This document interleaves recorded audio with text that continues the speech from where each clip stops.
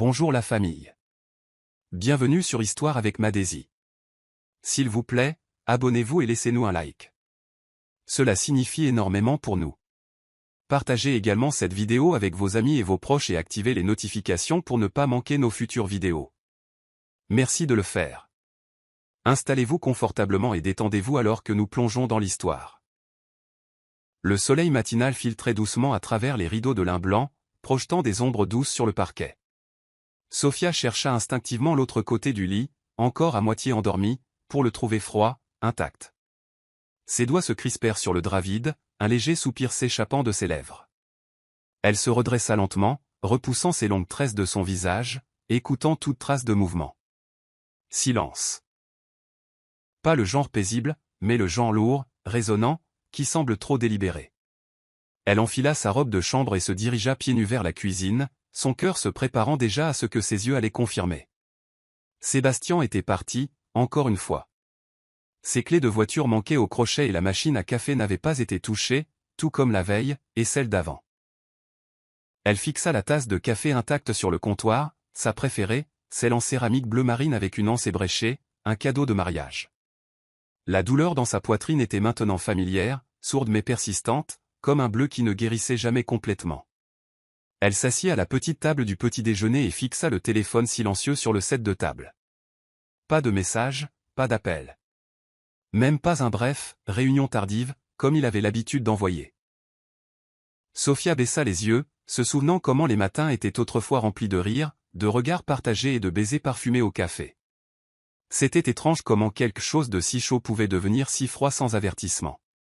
Ou peut-être y avait-il eu des avertissements, et elle ne voulait tout simplement pas les voir.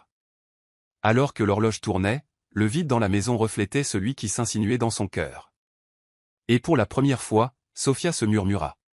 « Où es-tu allé, Sébastien ?» Mais elle le savait déjà, quelque part loin d'elle. L'arôme d'ail et de thym flottait dans l'air tandis que Sophia remuait la marmite d'une soupe, gousset, l'odeur épicée masquant le malaise subtil qui lui serrait la poitrine. Elle avait mis les petits plats dans les grands ce soir, son plat préféré avec de l'igname pilée moelleuse et un accompagnement de zobo frais. Elle ne se demanda même pas pourquoi elle ressentait le besoin d'essayer.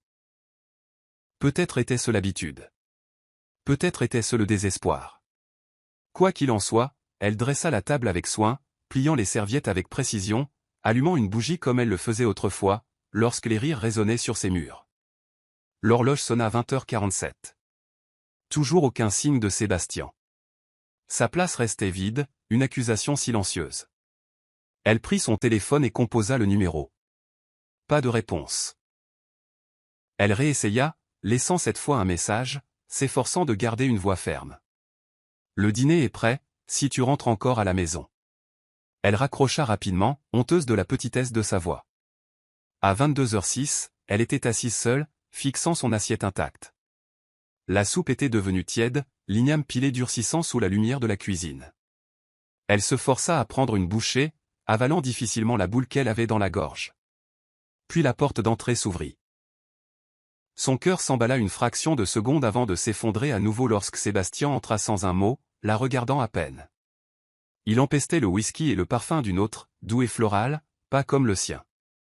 Il laissa tomber sa mallette, sans même tenter de s'excuser. « Tu es en retard », dit-elle doucement, non pas avec colère, mais avec lassitude. Il haussa les épaules, retirant sa cravate. « Réunion prolongée », marmonna-t-il. Sophia le regarda vraiment.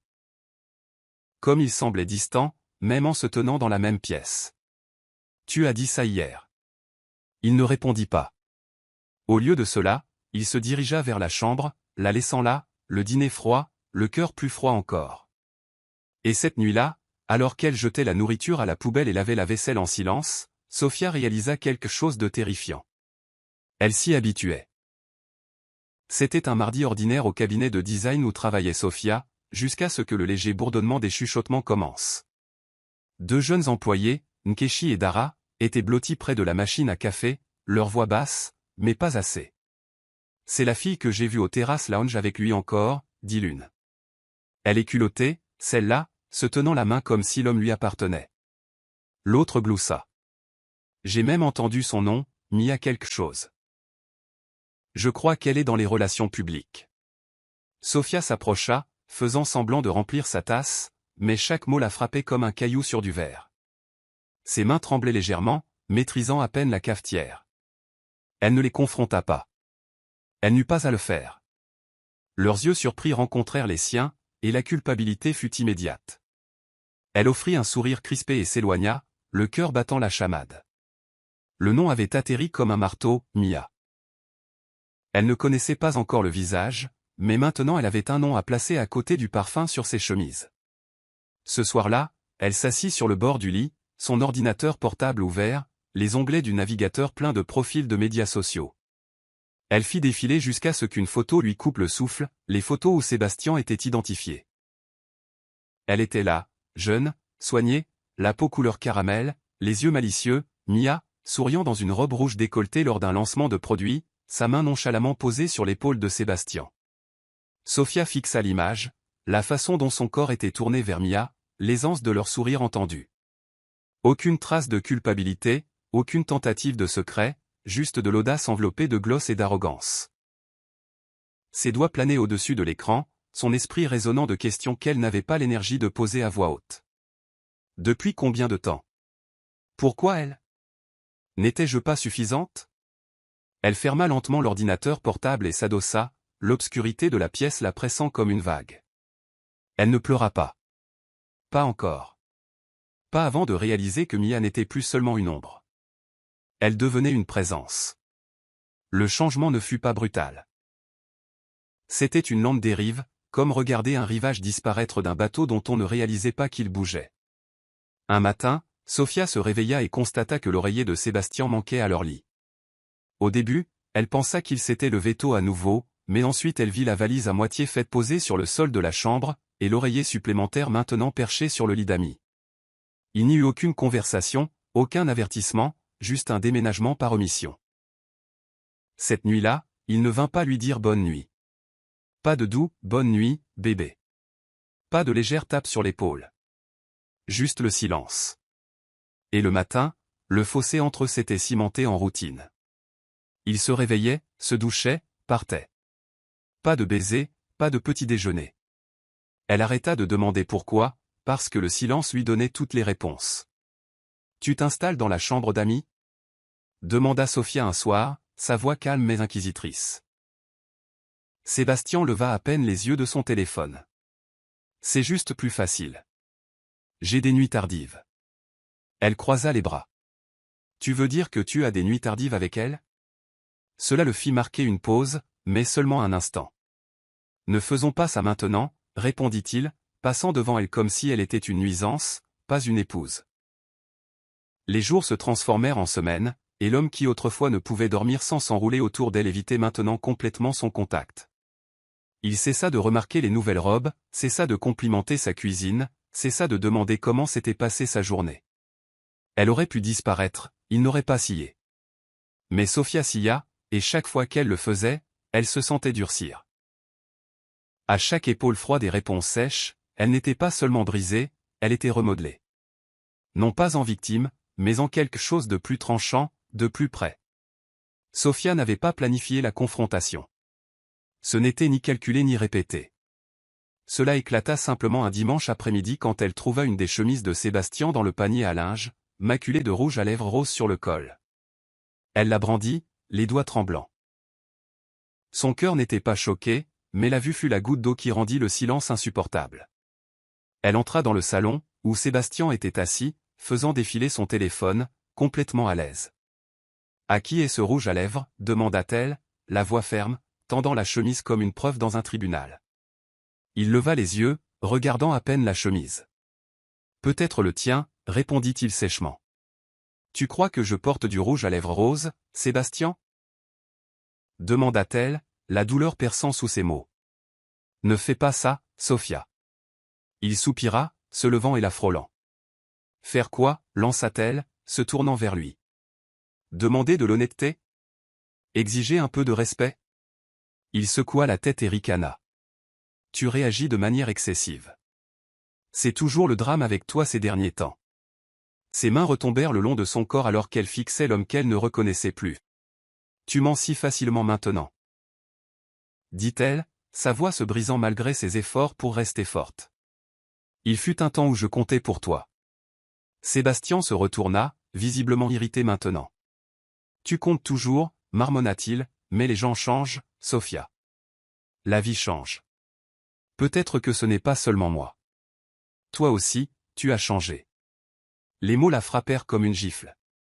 Elle ouvrit la bouche pour répondre, mais rien ne sortit. Il avait retourné la situation si facilement, la transformant en problème. Elle resta là, dans l'immobilité, le regardant retourner dans la chambre d'amis, comme si la confrontation n'avait jamais eu lieu. Mais elle avait eu lieu, et à ce moment-là, quelque chose en elle changea. Ce n'était pas de la rage. Ce n'était pas du désespoir. C'était de la clarté. Elle le vit tel qu'il était, un homme trop lâche pour avouer, trop arrogant pour croire qu'elle le quitterait un jour. Et cette clarté ne vint pas avec des larmes. Elle vint avec un but. Dans le calme de son bureau, Sophia était assise en tailleur sur le canapé, la tablette oubliée de Sébastien serrée sur ses genoux. Il l'avait laissée en charge toute la nuit, déverrouillée. Ce n'était pas de l'espionnage. C'était de la survie. Ses doigts bougèrent avec hésitation au début, mais la curiosité se transforma rapidement en effroi. Ils étaient là, des messages d'un contact enregistré seulement quand même. L'un disait, la nuit dernière était parfaite. J'adore comme tu as été audacieux cette fois. Un autre, quand vas-tu enfin la larguer? Sophia fit défiler des photos de Mia avec des sourires boudeurs et des poses suggestives, drapées sur le côté de Sébastien comme un trophée. Chaque mot, chaque image était un poignard qui s'enfonçait plus profondément, mais elle ne pleura pas. Au lieu de cela, elle pressa sa main sur sa poitrine, se recentrant. Elle continua à lire, consumée par la confirmation de ce qu'elle soupçonnait depuis longtemps, mais le lire faisait mal d'une manière que la supposition n'avait jamais pu faire. Son pouce plana sur le bouton « Transférer », mais elle n'appuya pas. Il n'y avait personne à qui les envoyer. Que pouvait-elle dire à Isabella? Que gagnerait-elle à confronter à nouveau Sébastien? Elle quitta les messages et ouvrit plutôt un bloc-notes, tapant ses émotions avec des doigts tremblants. Je me sens invisible dans ma propre maison, comme un fantôme regardant des étrangers jouer à la dinette. Elle fixa les mots, puis les effaça. Elle recommença. Tu as fait des promesses avec ta bouche alors que tes mains tendaient déjà vers quelqu'un d'autre. Supprimer. Réessayer. Chaque version semblait à la fois trop et pas assez. Finalement, elle enregistra le brouillon et ferma la tablette. Tout n'avait pas besoin d'être envoyé. Certaines vérités étaient destinées à être gardées, mijotées et brandies au moment opportun. Et dans ce silence, alors que le poids de la trahison flottait dans l'air comme de l'humidité, Sophia fit un vœu tacite. Elle ne jouerait plus l'idiote dans un jeu auquel elle n'avait même pas consenti à participer. Désormais, elle observait, et elle apprenait. Sophia était assise dans sa voiture de l'autre côté de la rue du Marriott Suite, les yeux rivés sur les portes vitrées de l'hôtel. Cela avait commencé par une coïncidence, envoyant un email de réservation pour 2 sur le calendrier partagé de Sébastien. Mais maintenant, c'était une confirmation. Elle avait suivi les détails discrètement, arrivant tôt et se garant discrètement dans un coin ombragé. À exactement 19h26, une berline noire élégante s'arrêta. Mia sortit la première, vêtue d'une courte robe émeraude et de talons qui claquaient avec assurance. Puis vint Sébastien, souriant en lui tenant la porte. Ils allaient bien ensemble, comme si le monde avait béni leur tromperie. Mais ce qui tordit l'estomac de Sophia, ce n'était pas leur proximité. C'était la liberté avec laquelle ils se déplaçaient, indifférents au secret. Il n'y avait aucune honte, aucun geste caché. Juste un confort public. Ça, réalisa-t-elle, c'était à quel point Sébastien était sûr que Sophia n'oserait jamais riposter. Elle leva lentement son téléphone et commença à prendre des photos, horodatées, claires, indéniables. L'appareil photo capta plus qu'une simple trahison. Il capta l'arrogance. La façon dont Mia se penchait vers Sébastien, la façon dont il lui souriait comme il souriait autrefois à Sophia. Clic, une autre photo. Elle zooma pour saisir la main de Mia se glissant dans sa poche arrière. Clic, ses mains ne tremblèrent pas cette fois. Elle documentait l'histoire maintenant, la sienne. Pendant des mois, elle s'était rétrécie, s'interrogeant, remettant en question ses instincts. Mais l'objectif avait une façon de dépouiller le déni. Lorsqu'ils disparurent dans le hall, Sophia ne partit pas immédiatement. Elle resta assise dans sa voiture immobile, entourée par l'obscurité, laissant les images se graver dans sa mémoire. Son reflet la fixait depuis le rétroviseur, des yeux fatigués, les lèvres pincées de résolution. Le miroir se brisa cette nuit-là, non pas de rage, mais de révélation. Et de cette fissure, une nouvelle version de Sophia commença à se former. Une qui voyait tout clairement, et qui n'avait plus peur de ce qui allait suivre. Le soleil de fin d'après-midi projetait des rayures dorées sur le tapis du salon d'Isabella, mais l'air entre les deux femmes était lourd de vérité tacite. Sophia était recroquevillée sur le bord du canapé, remuant lentement une tasse de camomille, ses doigts traçant le bord avec distraction. Isabella l'observait attentivement de l'autre côté de la table basse. « Tu as perdu du poids », dit-elle finalement. Sophia eut un sourire fatigué. « Le stress brûle des calories, je suppose. » Cette réponse ne plut pas à Isabella. Elle se pencha en avant, les coudes sur les genoux, son ton s'aiguisant. « Et combien de temps vas-tu continuer à laisser cet homme te réduire à un fantôme de toi-même » Sophia détourna le regard, son silence plus éloquent que n'importe quelle confession. « Tu mérites mieux que des miettes et des mensonges, Soph. Tu le sais, n'est-ce pas ?» Les mots s'imprégnèrent, profonds et inconfortables. Pour la première fois, Sophia hocha lentement la tête, ses yeux brillants, mais pas de larmes. De résolution, Isabella n'avait pas fini. « Tu es toujours légalement marié, ce qui signifie que tu as toujours un levier, dit-elle fermement. Mais tu ne peux pas continuer à pleurer en secret et à prétendre que tout va bien. Ce n'est pas de la force, c'est de la capitulation. » Les épaules de Sophia se tendirent. « Je ne suis pas prête à le quitter pour l'instant, dit-elle. Non pas parce que je le veux encore, mais parce que j'ai besoin de comprendre pourquoi il pense que je suis facile à jeter. » Isabella soupira, se rasseyant. « Alors, au moins, protège-toi. Parle à un avocat, sécurise tes finances. Ne le laisse pas partir en te laissant avec rien d'autre que de la douleur. » Il y eut une longue pause avant que Sophia ne réponde. « Je ne le laisserai pas partir, murmura-t-elle.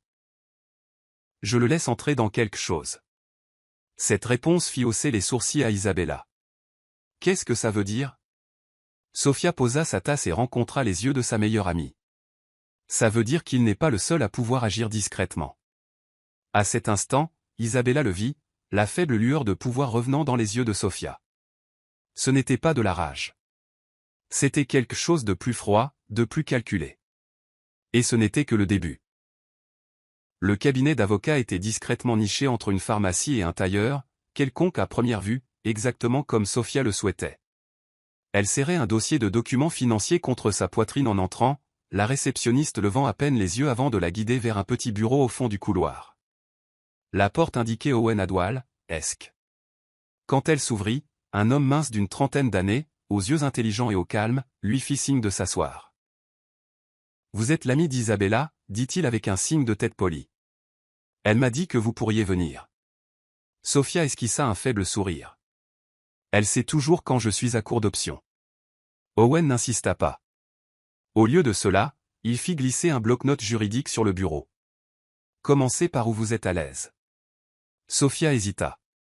Puis les mots vinrent, l'abandon émotionnel de Sébastien, l'infidélité soupçonnée, le retrait de l'affection, et maintenant le secret financier. Pas une seule fois sa voix ne trembla. Elle ne pleura pas. Elle parlait comme une femme faisant une déclaration, ne cherchant pas la sympathie. Owen écouta sans interruption, son stylo ne griffonnant que lorsque c'était nécessaire. Quand elle eut terminé, il tapota doucement le bloc-notes. « Vous avez plus de contrôle que vous ne le pensez, dit-il, mais soyons clairs. Êtes-vous ici pour demander le divorce ?» Sophia marqua une pause, son expression indéchiffrable.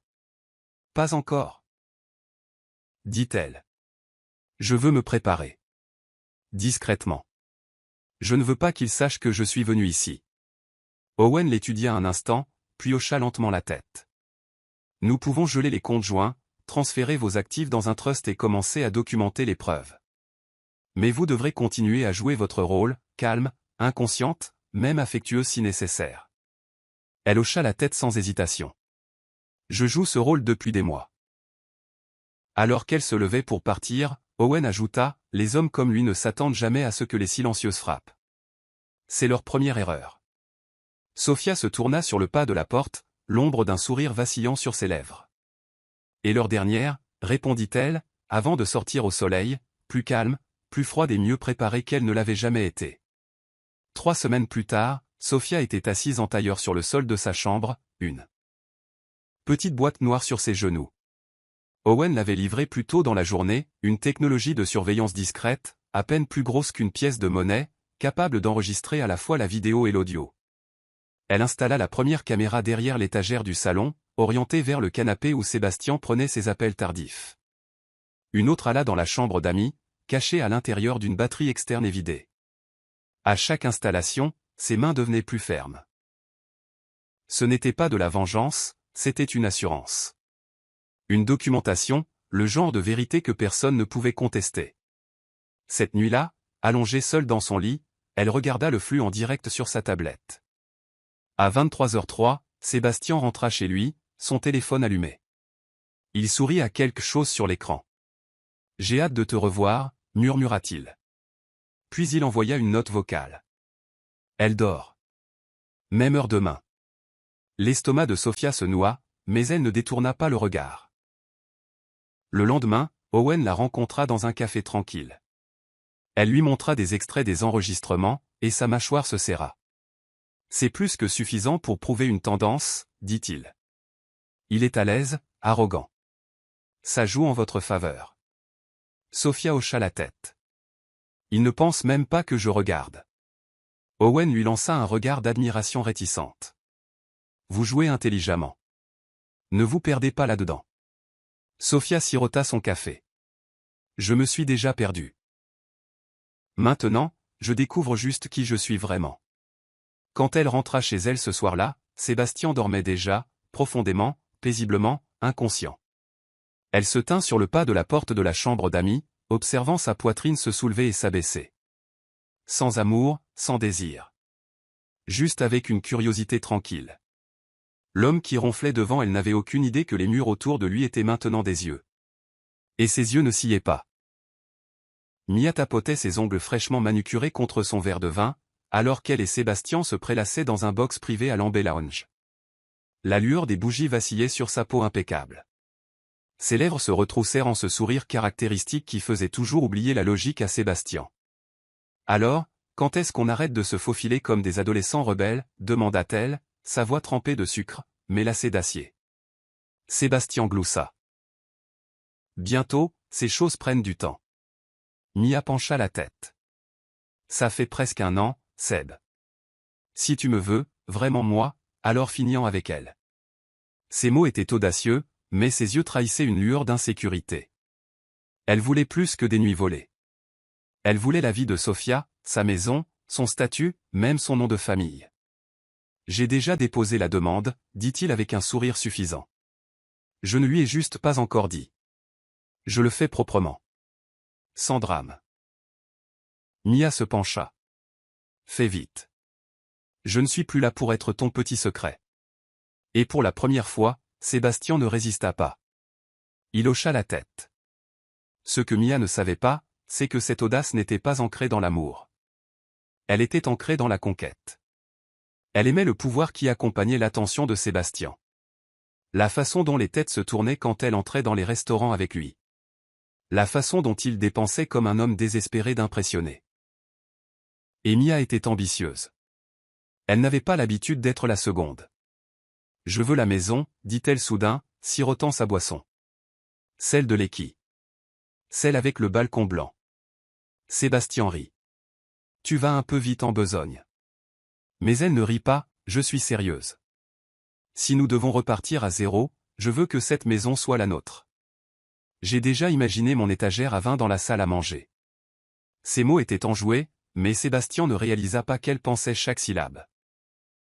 Il la voyait comme une aventure avec une jolie peau et des lèvres exigeantes. Elle le voyait comme un tremplin vers une vie qu'elle croyait mériter.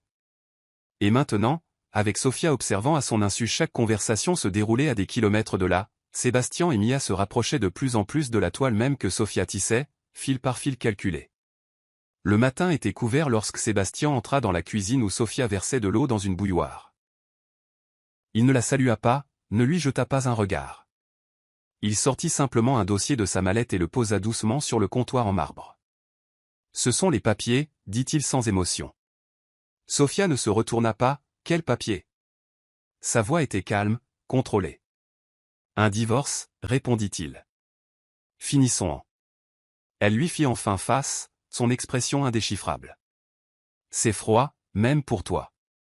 Sébastien haussa les épaules. C'est plus propre comme ça. Inutile de faire traîner quelque chose qui est déjà terminé.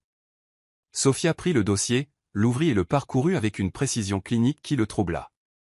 Tu n'as même pas inclus de mots personnels, dit-elle avec un petit rire sec. Qu'est-il arrivé à l'homme qui m'a promis l'éternité les larmes aux yeux? Il ne répondit pas. Ne pouvait pas. Et dans ce silence, un étrange malaise s'installa dans sa poitrine. Elle signa les documents devant lui sans hésitation. C'était la première fois qu'il voyait ses mains fermes depuis des semaines. Cela aurait dû le satisfaire, mais quelque chose dans son calme lui serra l'estomac. Alors c'est tout, demanda-t-elle en lui tendant le stylo. Tu t'en vas et elle arrive. Il soupira. Je n'avais pas prévu que les choses se terminent ainsi, Sophia. Mais tu as fait en sorte qu'elle le fasse, répondit-elle. Puis elle se retourna vers la cuisinière, lui tournant le dos. Tu peux laisser les clés sur la table quand tu auras fini de faire tes valises. Sébastien la fixa un instant, s'attendant à moitié à ce qu'elle pleure, supplie, se batte. Mais elle ne le fit pas, et cela le mit mal à l'aise. Tu prends ça bien, marmonna-t-il. J'ai bien pris beaucoup de choses, Sébastien, dit-elle. Celle-ci n'est que le dernier chapitre de ton livre. Il partit sans un mot de plus, et alors que la porte se refermait derrière lui, Sophia sourit faiblement. Son départ était exactement ce qu'elle avait attendu. Mia tournoyait devant le miroir, enveloppée dans une robe de soie couleur champagne qui épousait ses courbes avec une élégance dangereuse. Il nous faut quelque chose de grandiose, dit-elle en se tournant vers Sébastien, qui se prélassait sur le lit de l'hôtel, torse nu et à moitié distrait. Un dîner ne suffit pas. Je veux des feux d'artifice. Je veux du champagne. Je veux célébrer la fin de son règne. Sébastien gloussa paresseusement. Tu es vraiment excité par ça, hein? Elle s'approcha et s'assit sur ses genoux, posant ses bras autour de son cou. Bien sûr que je le suis. Tu es à moi maintenant. Plus besoin de se cacher. Je veux un week-end, quelque chose de romantique, juste nous deux. Toi et moi, sans culpabilité, sans secret. Il sourit, déposant un baiser sur son épaule. D'accord, d'accord. Je vais réserver quelque chose. Elle se releva, attrapant son téléphone. Fais-le au Cliffside Resort à Obudu. J'ai toujours voulu y aller. Imagine-nous sirotant du vin alors que le soleil se couche derrière les collines. Elle marqua une pause, puis murmura, ce sera notre renaissance. De l'autre côté de la ville, Sophia regardait la conversation se dérouler depuis un flux en direct alimenté par la montre connectée piégée qu'elle avait offerte à Sébastien des mois auparavant, une montre qu'il portait religieusement sans suspicion. Elle ne s'y a pas lorsque Mia énuméra les détails de la réservation du complexe, les dates, la préférence de la suite. Sophia nota tout sur un bloc-notes, son stylo se déplaçant avec une précision chirurgicale. Qu'il célèbre, murmura-t-elle, la voix basse et concentrée. Qu'il trinque à la destruction avec des vers qu'il croit avoir remplis. Il n'y avait aucune jalousie dans son regard maintenant, seulement une anticipation tranquille. Le piège avait des dents, et ils y entraient volontairement, main dans la main. Il ne s'agissait plus seulement de trahison. Il s'agissait de précision, de contrôle et, surtout, de timing. Alors que Mia s'extasiait sur les chefs privés et les massages en couple, et que Sébastien riait sans la moindre trace de culpabilité, il n'avait aucune idée qu'ils planifiaient leur célébration à l'heure même où Sophia perfectionnait leur chute.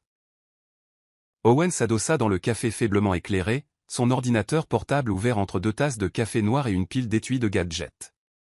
Vous avez observé, collecté, documenté, dit-il en levant les yeux vers Sophia. Mais maintenant, il est temps de les faire se regarder eux-mêmes. Sophia hocha la tête, ses doigts tapotant légèrement la table. Je veux que tout soit synchronisé. J'ai besoin d'yeux sur eux deux, en temps réel et discrètement. Owen fouilla dans son sac et en sortit deux minuscules trackers, l'un déguisé en porte-clés de luxe, l'autre en broche de créateur. Celui-ci va sur le sac de Mia, expliqua-t-il en lui tendant le porte-clés. Et celui-ci sera cousu dans le nouveau blazer de Sébastien. Sophia le regarda, surprise. Vous êtes entré dans son placard? Owen eut un sourire narquois. Isabella connaît le tailleur. Il lui doit une faveur. Ne vous inquiétez pas, il ne sentira rien. Ce soir-là, Sébastien trouva le blazer drapé sur le lit, enveloppé dans une housse à vêtements avec une étiquette « J'ai pensé que tu aurais besoin de quelque chose d'élégant pour ton week-end de célébration. » Il ne se posa pas de questions. Il supposa que c'était un cadeau d'adieu de Sophia, un signe de clôture, peut-être de culpabilité. Mais au moment où il l'enfila, Sophia activa le signal GPS depuis sa tablette. Le point rouge clignotant suivait maintenant chacun de ses mouvements. Pendant ce temps, Mia exhibait fièrement son nouveau sac sur les réseaux sociaux, ignorant que chaque selfie était une miette de pain.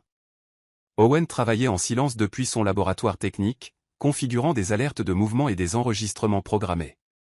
Ils pensent avoir 2 longueurs d'avance, dit-il au téléphone à Sophia. Mais ils marchent dans une maison de verre. Sophia sourit dans le combiné, son ton inébranlable. Bien. Assurons-nous qu'elle se brise au bon moment. La boîte de papier parchemin resta fermée sur le bureau de Sophia pendant des semaines.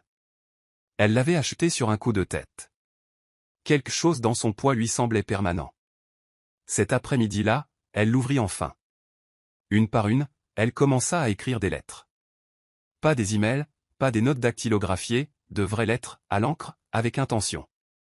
La première était adressée à Mia. Elle n'était pas venimeuse, elle était précise.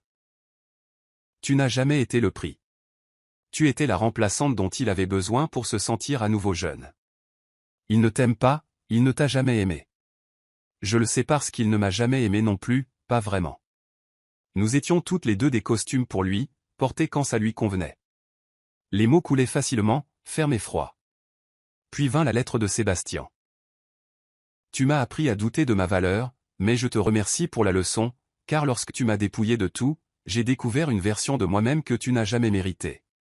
Elle scella chaque enveloppe et les glissa dans leur sac désigné, le sac à main de Mia et le sac de voyage de Sébastien. Elle calcula parfaitement son coût, quelques heures seulement avant leur départ prévu. Ses mains ne tremblaient pas, sa poitrine ne se serrait pas. Elle ne ressentait rien d'autre que de la clarté. Ces lettres n'étaient pas destinées à la confrontation, c'étaient des miroirs, destinés à refléter tout ce que les deux avaient fait semblant de ne pas voir. Avant que l'encre ne sèche, elle plia une 3e feuille, une note non signée sans salutation. Juste une phrase, tu comprendras quand la fête sera finie. Celle-ci, elle la glissa entre les vêtements de Sébastien, cachés parmi son eau de Cologne et ses boxeurs pliés. Au moment où il les découvrirait, il serait trop tard pour fuir. Sophia s'adossa à sa chaise, expirant profondément. Il y avait une liberté à dire la vérité, surtout quand elle était enveloppée de silence. Elle ne criait pas, elle préparait la scène pour que leurs propres mots leur reviennent en écho. L'air dans le bureau d'Owen était chargé d'anticipation alors qu'il cliquait sur les fichiers de son moniteur, confirmant le changement juridique que Sophia avait demandé. C'est fait, dit-il en tournant l'écran pour qu'elle puisse voir.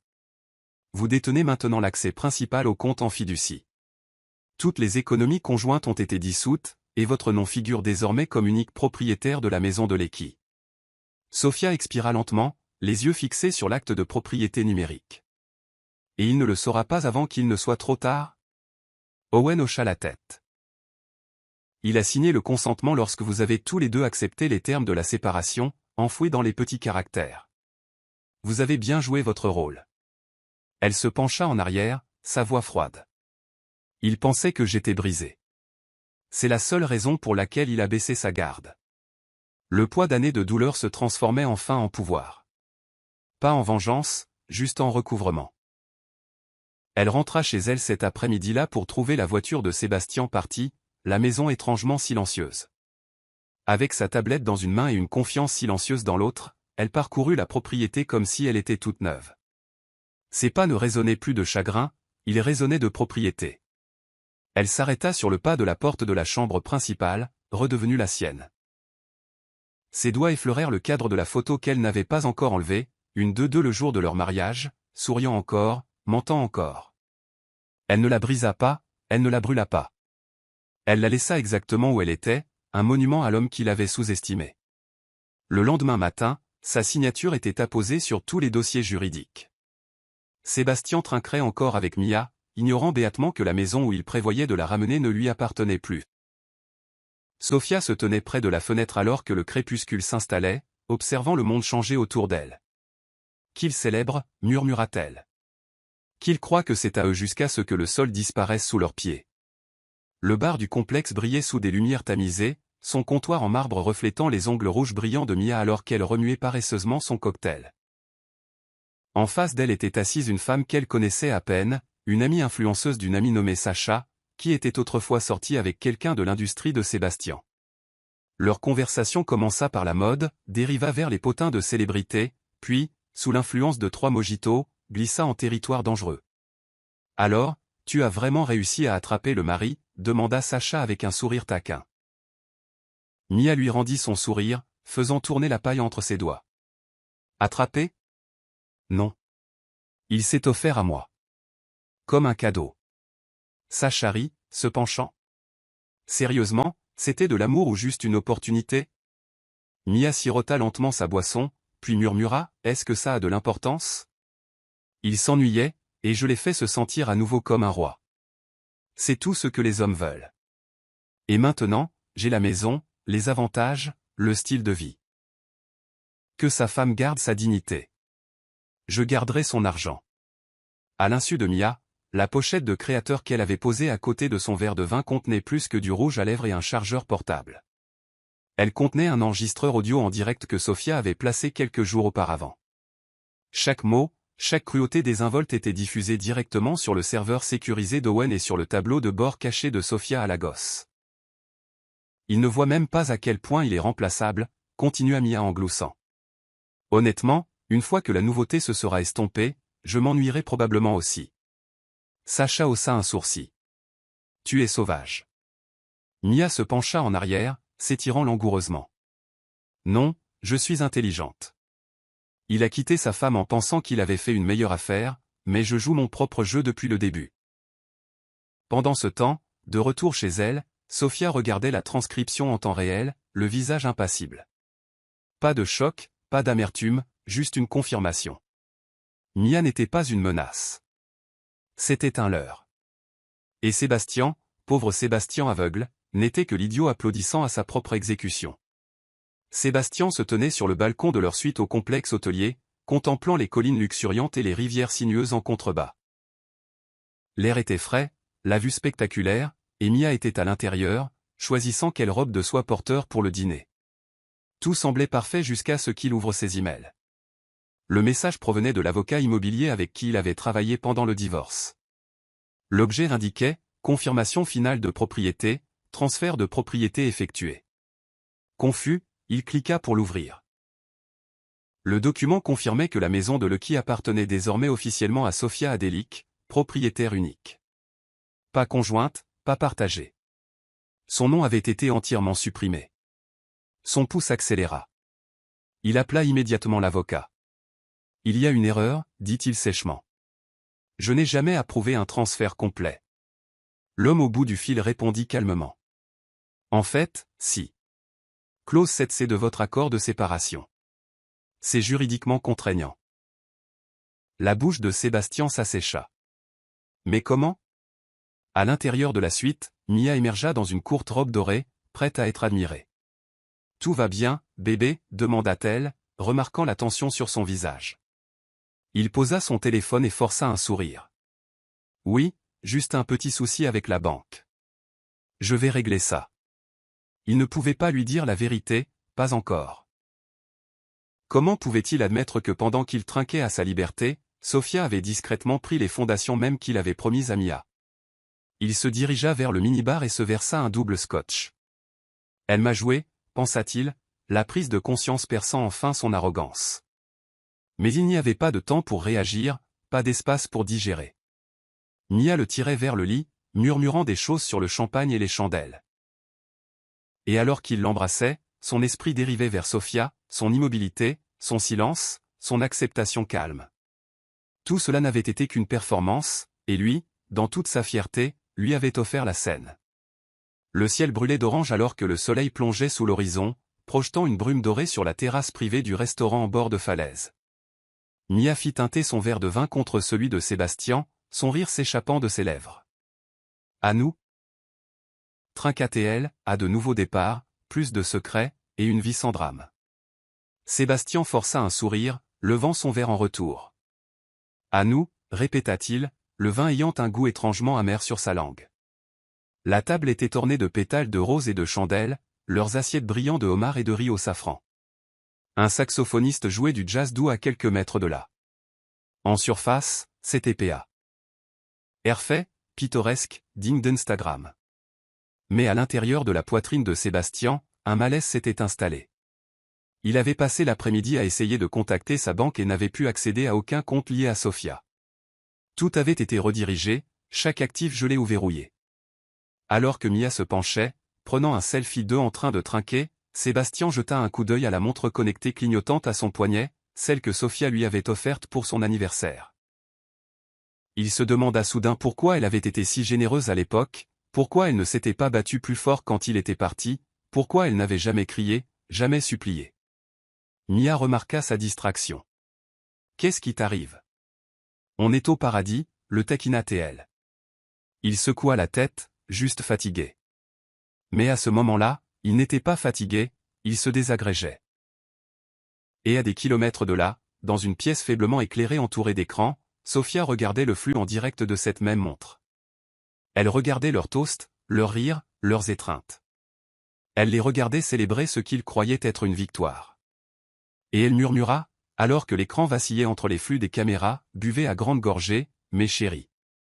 La chute a meilleur goût quand la montée a été douce. » Le rire de Sébastien s'estompa au moment où leur voiture s'arrêta devant la maison de Lecky. La première chose qu'il remarqua fut le silence, pas de lumières allumées, pas le bourdonnement familier de la fontaine du jardin. Puis il les vit, des valises, les siennes. Celles de Mia.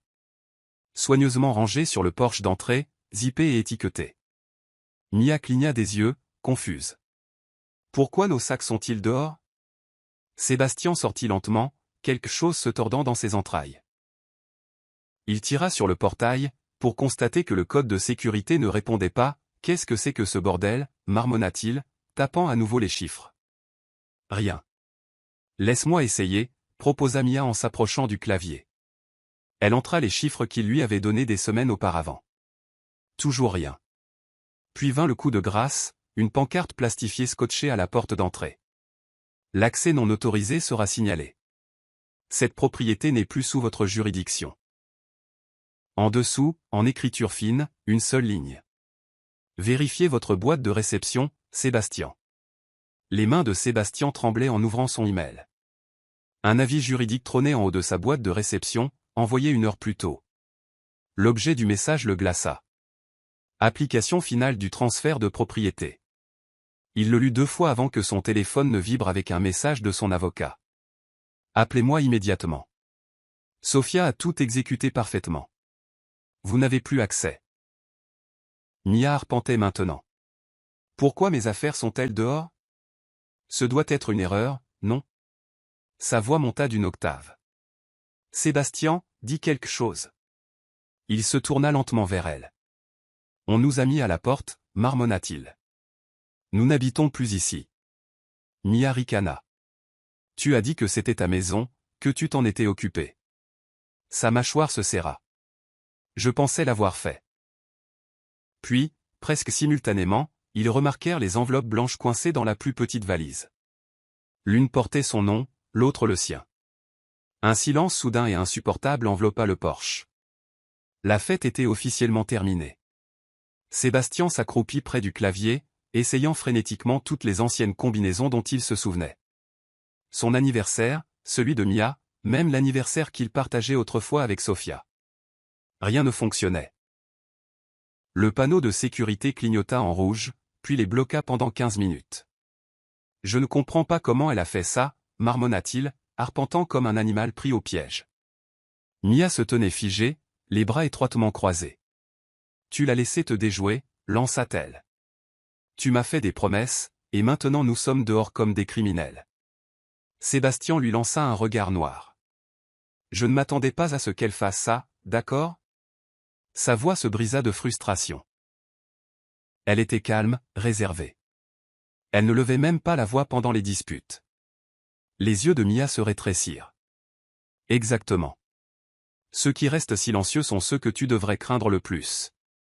Pour la première fois, la dynamique de pouvoir entre eux se fissura. Mia le vit non pas comme un leader, mais comme un imbécile qui avait sous-estimé la femme même qu'il avait rejetée. À l'intérieur de la maison, Sophia était assise près de la fenêtre, cachée des regards, sirotant du thé alors que les serrures automatiques confirmaient la dernière mise à jour. Owen avait connecté le système à son téléphone. D'une simple pression, elle pouvait déclencher la sécurité, faire retentir les alarmes ou les enfermer définitivement à l'extérieur. Elle n'en eut pas besoin. Le silence à l'extérieur était une satisfaction suffisante. Son téléphone vibra avec un message. Ils sont toujours au portail. Voulez-vous qu'on appelle la patrouille du quartier? Elle répondit calmement. Pas besoin. Laissez-les un peu avec la réalité. Dehors, Sébastien était assis sur les marches, la tête entre les mains. Mia fulminait silencieusement à côté de lui, faisant défiler son téléphone avec incrédulité. Je n'ai nulle part où aller ce soir, marmonna-t-elle. Mon appartement a été loué. J'ai emménagé ici pour toi. Sébastien ne répondit pas. L'ironie avait un goût amer dans sa bouche. Il avait divorcé de Sophia pour repartir à zéro. Mais maintenant, 6 heures après la fête, il n'avait plus rien. Pas la maison. Pas l'accès. Pas même la fille qui s'accrochait autrefois à ses promesses. Le sang-froid de Mia s'effrita par étapes. Au début, ce fut la mâchoire serrée et le souffle court. Puis vinrent les allées et venues. Les regards affolés vers les voisins qui jetaient un coup d'œil par leurs fenêtres. C'est humiliant. Siffla-t-elle en traînant ses bagages sur le trottoir. Les gens regardent. Je ne suis pas une maîtresse jetée comme un déchet. Sébastien se frotta les tempes. Baisse la voix. C'était la mauvaise chose à dire. Mia se retourna vivement. N'ose pas me dire de me calmer. C'est toi qui m'as entraîné dans ce pétrin. Tu as dit qu'elle ne se défendrait pas. Tu as dit que cette maison était à nous. Il se leva, exaspéré. Elle n'a jamais été à nous. Elle était à moi. Et maintenant, elle ne l'est plus.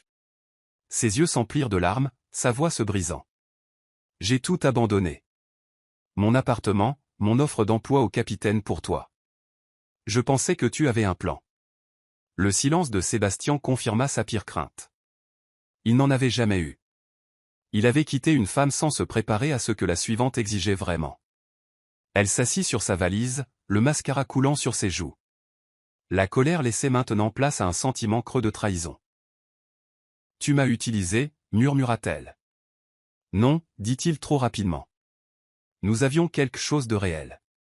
Mia rit amèrement, essuyant ses yeux. Si c'était réel, tu n'aurais pas menti sur la sécurisation de la maison. Tu ne m'aurais pas laissé poster des photos d'un endroit qui ne nous appartient même pas, sa voix baissa jusqu'à un murmure. J'étais juste ta preuve que tu pouvais encore être désiré. Il détourna le regard, honteux. Le silence s'étira, gênant et irréversible. Puis, sa voix s'éleva à nouveau. Elle a planifié ça, n'est-ce pas?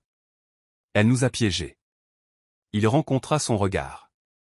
Et pour la première fois, il ne discuta pas, ouais, admit-il. Je crois qu'elle l'a fait. Mia se leva lentement, les genoux tremblants. Alors peut-être, dit-elle, est-elle la seule intelligente entre nous trois. Ces mots restèrent en suspens dans l'air comme une gifle. Et alors qu'elle descendait la rue sans l'attendre, Sébastien ne la suivit pas. Il se rassit simplement, entouré par le poids de tout ce qu'il avait perdu. Sébastien hésita avant d'ouvrir la plus petite valise. La lettre portant son nom était soigneusement posée sur ses chemises pliées. Pas de taches, pas de plis, comme si elle avait été placée avec un soin délibéré. Ses doigts planèrent avant de la saisir. L'écriture était familière. Nette, élégante, délibérée. Il l'ouvrit lentement, le papier craquant légèrement. Au moment où tu liras ceci, tu sauras que je n'ai jamais été aveugle. J'ai tout vu. Les mensonges, les longues nuits, le rouge à lèvres. Je n'ai pas réagi, parce que la réaction était ce que tu attendais. Au lieu de cela, j'ai observé. Je me suis préparé. Et maintenant, je ne t'ai rien laissé. Non par dépit, mais par justice. Les mots le poignardèrent plus profondément que n'importe quelle insulte. Il n'y avait pas de juron, pas de rage, juste de la clarté. Juste la vérité. Il s'affaissa sur le trottoir et la relut. Chaque phrase était un miroir, reflétant ce qu'il était devenu. Je n'ai jamais eu besoin de vengeance, Sébastien. J'avais seulement besoin que la vérité te revienne comme un chien fidèle. C'est ce moment. L'enveloppe de Mia était plus courte. Plus froide. Elle était assise sur sa valise plus bas dans la rue, la lisant sous un faible lampadaire. Tu pensais avoir gagné. Tu pensais que la beauté et l'audace sécuriseraient ce qui n'était pas à toi. Mais tu n'as jamais été en compétition avec moi. Tu auditionnais pour un homme qui ne possédait même pas la scène. Et maintenant, le rideau est tombé. Elle cligna des yeux, ses mains tremblant alors qu'elle tournait la page pour trouver une image imprimée, une photo prise sur le vif d'elle et Sébastien au complexe, horodatée et annotée. Souriez pour les caméras. Chaque mouvement que vous avez fait a été vu. Sa mâchoire se serra. L'invasion la brûlait, mais la vérité la cuisait encore plus fort. Elle n'avait jamais été le cerveau. Juste un rôle secondaire dans une pièce que Sophia avait écrite en silence. Elle rejeta la lettre dans le sac, mais ne put l'oublier. Ne put oublier la gifle d'avoir été déjouée. Elle nous a utilisés, murmura Mia à voix haute, presque pour elle-même. Elle a fait de nous ses preuves. Et pour une fois, même elle ne savait pas comment transformer cela en pouvoir. Sébastien fouilla plus profondément dans son sac de sport et trouva une fine clé USB noire mat nichée entre deux chaussettes habillées. Marquée d'un S argenté, il la fixa, le pouls battant, et se leva pour se diriger vers sa voiture où il gardait un ordinateur portable. Alors que l'écran vacillait, le premier dossier s'ouvrit de lui-même. Preuve. Ce qui suivit fut une avalanche. Des vidéos de Mia entrant dans des hôtels. L'audio de leur conversation privée parfaitement synchronisée avec des horodatages. Même un moment où Sébastien avait marmonné, Sophia ne se doutera jamais de rien, tout en boutonnant sa chemise dans le couloir d'un hôtel. Il resta assis dans un silence stupéfait, clignant à peine des yeux alors que les clips défilaient, chacun démêlant son déni. Chaque trahison qu'il avait murmurée, chaque vantardise arrogante que Mia avait faite, chaque sourire narquois privé, tout était là, capturé comme des pièces à conviction dans un tribunal. Ce n'était pas seulement de la surveillance. C'était une confession rejouée image par image. Il tressaillit lorsque la voix de Mia retentit dans les haut-parleurs. J'aurai cette maison dans un mois. Regarde bien. Il ferma brusquement l'ordinateur portable, respirant lourdement.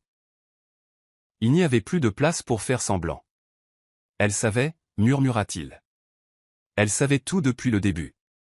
Puis, presque comme pour répondre à son désespoir, son téléphone vibra à nouveau. Un autre message d'un numéro inconnu. Tu penses toujours que j'étais silencieuse parce que j'étais faible? Sa gorge se serra.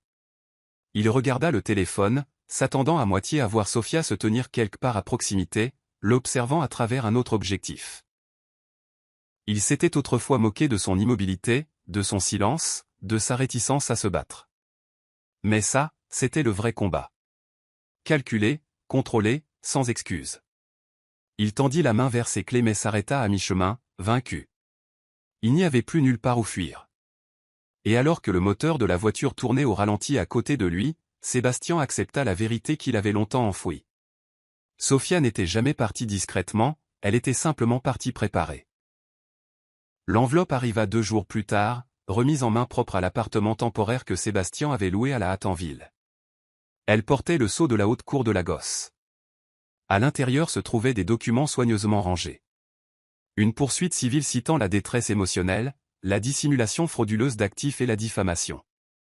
La déclaration jointe de l'avocat de Sophia était directe et dévastatrice.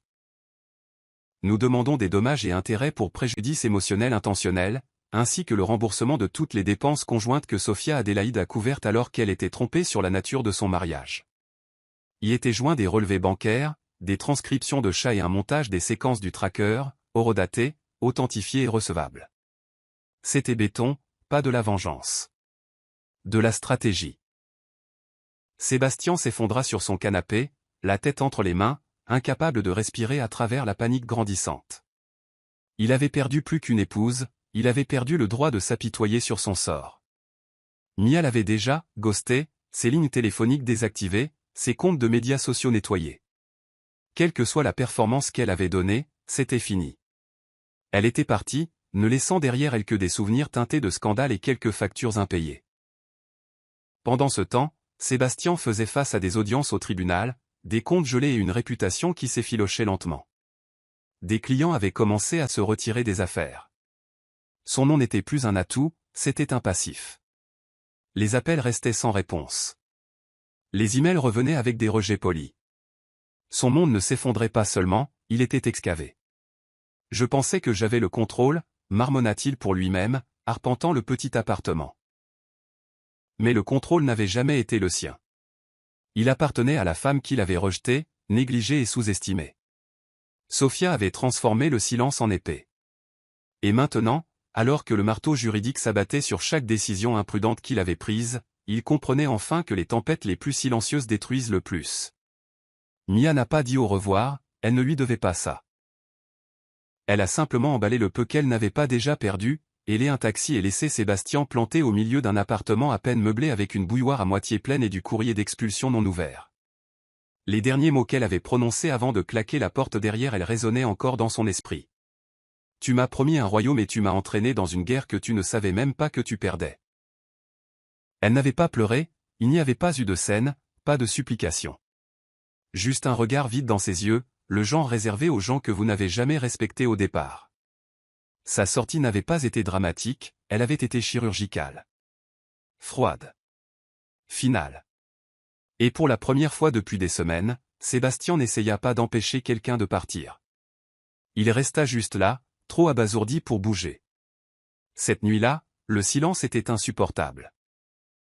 Il errait dans l'appartement comme un fantôme, chaque écho un rappel de la maison qu'il avait perdue. Son téléphone était silencieux, pas d'appel, pas de message, même pas de spam.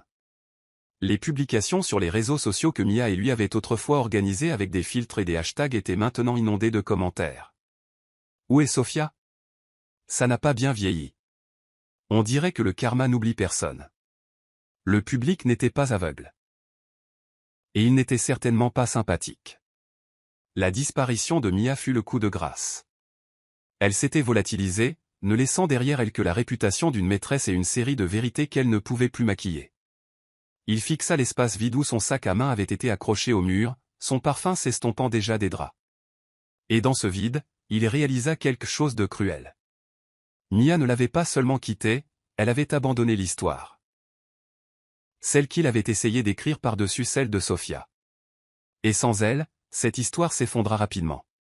Sébastien traversait la ville comme une ombre de l'homme qu'il présentait autrefois au monde. Les salutations qu'il recevait autrefois dans les cafés s'étaient transformées en regards gênés. Les clients qui le pourchassaient autrefois faisaient maintenant semblant de ne pas le voir. Même son coiffeur, qui le connaissait depuis 10 ans, se montrait distant, soudainement complet pour la semaine. Il vérifiait sa boîte de réception quotidiennement, refus d'emploi, collaboration déclinée, silence d'anciens associés. La nouvelle s'était répandue. Les images de surveillance n'avaient pas seulement atteint le tribunal, elles avaient fuité. Des extraits de sa fête au complexe, de ses commentaires désobligeants et des vantardises joyeuses de Mia avaient circulé sur les blogs à potins et dans les cercles professionnels. Sophia n'avait jamais eu à élever la voix. Elle laissait les preuves parler. Maintenant, personne ne voulait être associé à un homme qui avait abandonné la grâce pour la cupidité et perdu les deux. La solitude était suffocante. Même sa propre mère, autrefois aveuglément solidaire, n'avait appelé qu'une seule fois. « À quoi pensais-tu, Sébastien » demanda-t-elle, la déception lourde dans sa voix. « Tu l'as humilié, tu nous as tous humiliés. » Il n'avait pas su quoi dire. Les excuses semblaient creuses maintenant. Le regret ne pouvait pas réparer ce que l'arrogance avait brisé. Il s'assit sur le bord de son lit cette nuit-là, faisant défiler de vieilles photos, Sophia souriant à côté de lui lors d'un dîner, sa main sur sa poitrine, les yeux pleins de confiance. Il tapota l'écran pour zoomer. « Comment ai-je pu laisser passer ça » murmura-t-il à personne. Mais il n'y eut pas de réponse. Seulement le bourdonnement lancinant du silence. Pas de Mia, pas de Sophia, pas d'admiration. Seulement l'écho de la vie qu'il pensait mériter, et la froide prise de conscience qu'il avait brûlé le seul pont qui en valait la peine. Sophia se tenait sur le balcon de son nouvel appartement, niché dans un coin tranquille d'un quartier résidentiel, une douce brise soulevant l'ourlet de sa robe de chambre blanche. Le monde autour d'elle était serein, des oiseaux chantaient, des feuilles bruissaient, le trafic lointain bourdonnait comme une musique de fond. Mais à l'intérieur, une paix plus profonde s'était installée. Ce n'était pas de la joie. Pas exactement. C'était la liberté. Pour la première fois depuis des années, elle ne se réveillait pas avec un poids sur la poitrine ou la peur au ventre. Elle n'attendait pas d'excuses. Elle n'écoutait pas les bruits de pas. Elle existait simplement selon ses propres termes. Son téléphone vibra avec un message d'Owen. Règlement finalisé. Il a accepté de tout payer. Il n'a même pas négocié. Elle fixa l'écran un instant, puis tapa un seul mot en retour. Bien. Isabella lui rendit visite cet après-midi-là avec des fleurs fraîches et des rires doux. Il est devenu silencieux, dit-elle en s'installant sur le canapé. Pas de publication, pas d'apparition. La rumeur dit que Mia l'a quitté. Sophia versa du thé dans des tasses délicates, ses mouvements lents, délibérés. Elle n'allait jamais rester, dit-elle calmement. Il ne l'a juste pas vu venir. Isabella l'étudia, puis sourit. Tu es différente, plus forte. Sophia hocha la tête, pas plus forte. Juste enfin terminé. Il n'y avait aucune haine dans sa voix, aucune amertume. Juste un calme si troublant qu'il était puissant. Elle avait regardé un homme essayer de reconstruire sa vie avec quelqu'un d'autre en utilisant les morceaux de la sienne, et quand cela s'est effondré, elle n'avait pas applaudi. Elle avait simplement tourné la page. Elle n'avait plus besoin de se défendre, de s'expliquer, ni même de parler. Son silence n'était plus une blessure. C'était une frontière, et maintenant c'était la voix la plus forte dans la pièce. La lumière du soleil matinal inondait la fenêtre de Sophia alors qu'elle était assise dans son fauteuil en velours, les jambes repliées sous elle, lisant un roman avec une expression sereine. L'appartement était calme mais vivant. Du jazz doux joué depuis l'enceinte, l'arôme du thé d'hibiscus emplissait l'air, et des lys frais du marché se dressaient fièrement dans un vase près de la fenêtre. Le chaos qui régnait autrefois dans sa vie avait disparu, non par chance, mais par choix.